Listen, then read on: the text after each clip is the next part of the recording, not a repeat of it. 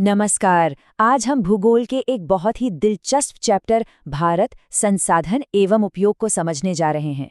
ये चैप्टर हमें सिखाएगा कि हमारे चारों तरफ जो कुछ भी है, हवा, पानी, जमीन, ये सिर्फ चीजें नहीं हैं, बल्कि ये हमारे कीमती संसाधन हैं। और इनका सही तरीके से इस्तेमाल करना इतना जरूरी क्यों है, चलिए मिल के पता करते हैं। चलिए, इस अध्याय की शुरुआत एक बड़ी ही जबरदस्त बात से करते हैं। एक मशहूर भूवैज्ञानिक थे जिमरमैन। उन्होंने कहा था, संसाधन होते नहीं, बनते हैं। अब इस एक लाइन का मतलब बहुत गहरा है। इसका मतलब है कि कोई भी चीज अपने आप में संसाधन नहीं होती, बल्कि हम इंसान अपनी सूझबूझ और तकनीक से उसे अपने लिए उपयोगी बनाते हैं। तो फिर सवाल उठता है कि संसाधन आखिर है क्या? देखिए, बहुत सीधी सी बात है। हमारे आसपास की हर वो चीज जो हमारी किसी भी जरूरत को पूरा कर दे, वो एक संसाधन है। अब जमीन और पानी तो हैं ही, लेकिन सोचिए, किसी पेंटर की बनाई पेंटिंग भी एक संसाधन है। क्यों? क्योंकि वो भी हमारी एक जरूरत पूरी करती है। यही मतलब था कि संसाधन बनते हैं। अच्छा, अब इन संसाधनों को और अच्छे से समझने के लिए इन्हें अलग-अलग आधारों पर बांटा जाता है।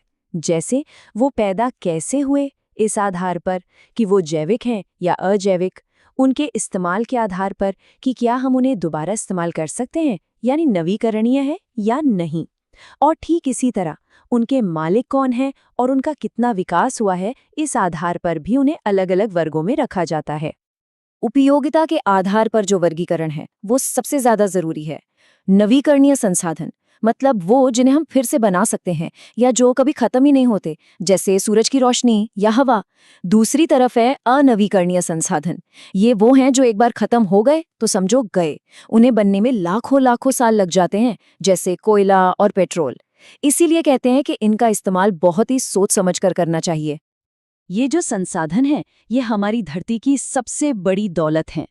लेकिन दिक्कत तब होती है जब हम इस दौलत का गलत इस्तेमाल करने लगते हैं और ये अमानत धीरे धीरे घटने लगती है। यही है कुप्रबंधन की समस्या, जिसे अब हम समझने वाले हैं।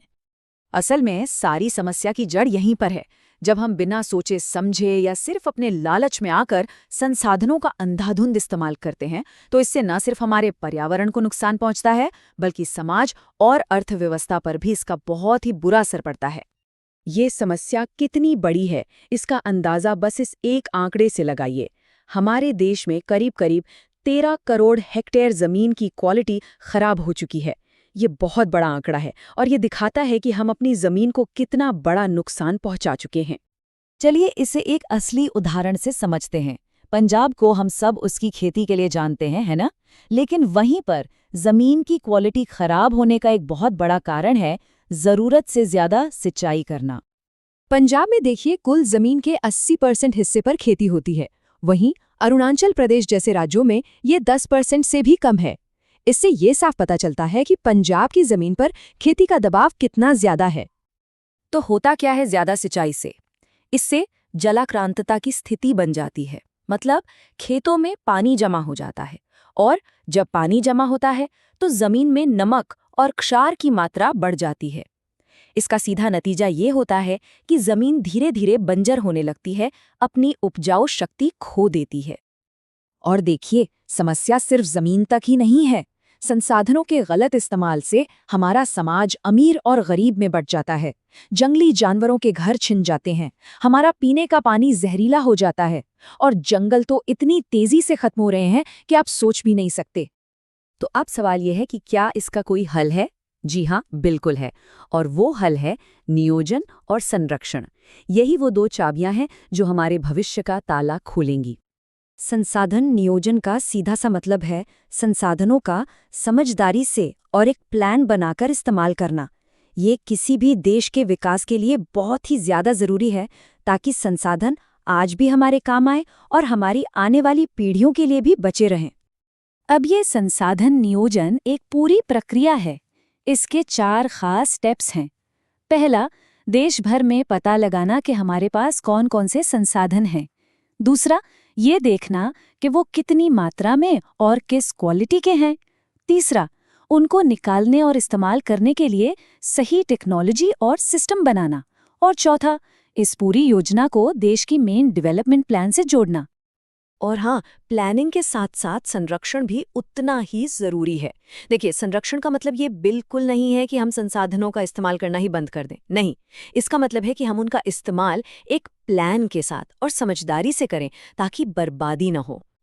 ये कोई आज की बात नहीं है, पूरी दुनिया दशकों से इस पर काम कर रही है। 1968 में क्लब ऑफ रोम ने इसकी बात की, फिर 1992 में पहला पृथ्वी सम्मेलन हुआ।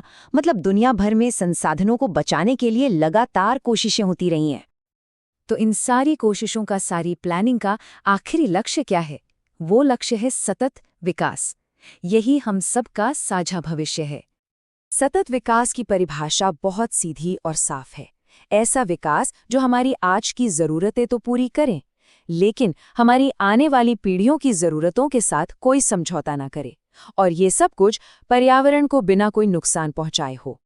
सतत विकास का ये जो बेहतरीन आइडिया है, ये दुनिया के सामने ब्रंटलैंड आयोग की रिपोर्ट हमारा साझा भविष्य से आया।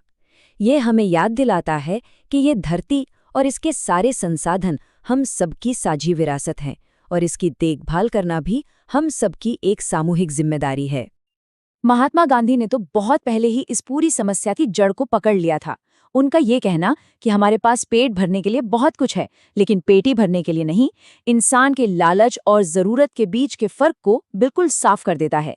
समस्या संसाधन नहीं, बल्कि हमारा बेहिसाब लालच है। तो आखिर में ये एक सवाल हम सबके लिए है। आज हम जो फैसले लेंगे, जिस तरह से इन संसाधनों का इस्तेमाल करेंगे, वही हमारे भविष्य की कहानी लिखेगा। तो सोचना ये है कि हम सब मिलकर ये कहानी आज कैसे लिखना चाहते हैं।